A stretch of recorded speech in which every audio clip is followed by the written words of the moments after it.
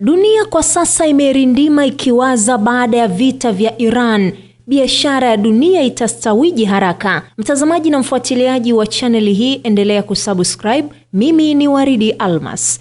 Vita vya Iran vinaweza kuisha hivi karibuni au kuendelea kwa miezi kadhaa. Hormuz itakapofunguliwa tena, mtihani halisi utakuwa ni vipi minyororo ya usambazaji wa nishati, mbolea na hata bidhaa nyingine itaweza kurejea kwa haraka. Wakati wale wenye matumaini wakianza kuhisi kwamba vita kati ya Marekani na Israel dhidi ya Iran vilikuwa karibu kumalizika, mgogoro huo wa mwezi mzima unachukua mwelekeo mwingine tena. Wakati mmoja Rais wa Marekani Donald Trump anaionya Tehran kwamba hakutakuwa na kurudi nyuma kuhusu mashambulizi yaliyoongozwa na Marekani, na mara inayofuata inaashiria vitisho hivyo vya kulenga miundombinu ya nishati ya Iran kwa mara ya pili. Iran kwa upande wake inaruhusu idadi ndogo ya meli kupita katika mlango wa Hormuz, huku ikikanusha kuhusu mazungumzo yeyote kusitisha vita vinavyoendelea. Wataalamu wengi wamekubaliana juu ya jambo moja muhimu sana. Kadri mzozo huu unavyoendelea kwa muda mrefu zaidi, ndivyo athari zake zinavyokuwa mbaya zaidi kwenye usambazaji wa nishati duniani, mfumuko wa bei na hata uthabiti wa dunia kwa ujumla. Kila wiki ya ziada ya usumbufu inaongezeka gharama kwa watumiaji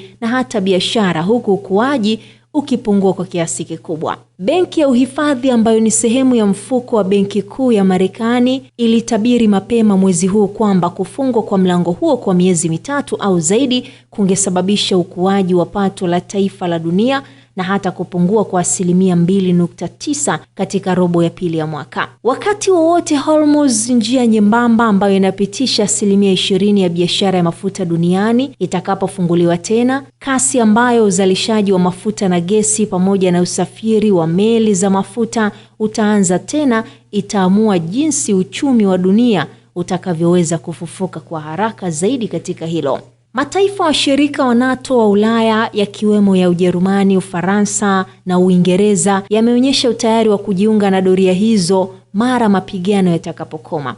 Japani, Australia, Korea Kusini, Canada, Umoja wa Falme za Kiarabu na Bahrain pia zinatarajia kushiriki. Kuondoa mabomu baharini katika mlango huo pekee kunaweza kuchukua takriban wiki 2 hivi kulingana na ripoti zilizotolewa, huku profesa msaidizi katika taasisi ya ulinzi na hata usalama kutoka chuo kikuu cha Western Australia akitahadharisha kuhusu pekee wa mlango huo. Mara tu Hormuz itakapochukuliwa kuwa salama kwa urambazaji, msongamano wa takriban meli 1700 zilizokwama, nusu yake zikiwa zimebeba mafuta au kemikali nyingine, unaweza kusafirishwa ndani ya siku chache tu hadi wiki chache. Mradi upungufu wa wafanyakazi wa meli utatatuliwa pia katika eneo hilo hilo. Hata hivyo, changamoto za vifaa zinaendelea. Kabla ya vita, takriban meli 130 hadi 140 hivi zilipita katika mlango wa Hormuz kila siku, lakini mtiririko huo huenda ukawa polepole zaidi kwa muda mrefu kadri doria za kijeshi